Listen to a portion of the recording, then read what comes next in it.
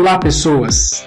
Neste vídeo trataremos sobre um assunto da estatística, que é o teorema do limite central.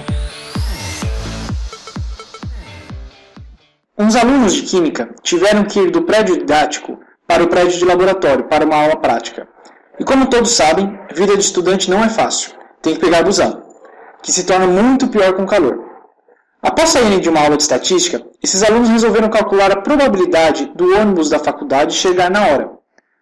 O trajeto percorrido pelo ônibus é de quase 6 km, porém, ele ainda para entre os dois prédios. Segundo o itinerário, o tempo de percurso é de 23 minutos. Para fazer o cálculo da probabilidade, seria necessário várias medidas do tempo gasto pelo ônibus. Vamos supor que esses alunos mediram o tempo que o ônibus leva para fazer o percurso 36 vezes e 121 vezes. Depois disso, fizeram uma tabela com o tempo e a quantidade de vezes que o ônibus levou esse tempo para chegar ao destino.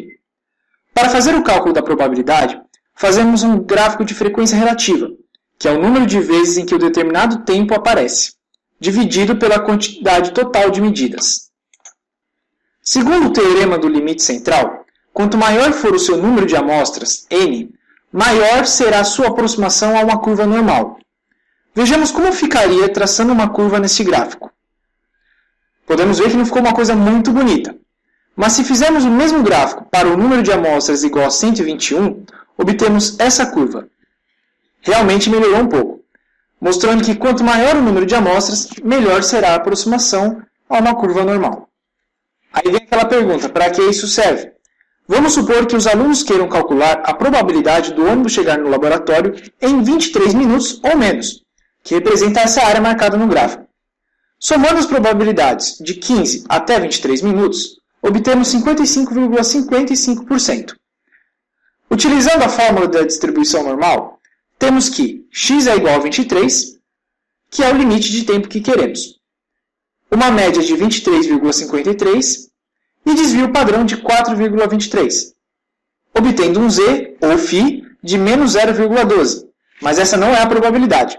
Devemos procurar o valor correspondente a menos 0,12 na tabela de distribuição normal do livro do Devore, que é 0,4522, ou 45,22% de probabilidade do ônibus chegarem até 23 minutos. Notamos que há uma pequena diferença de 10,33% entre as probabilidades calculadas.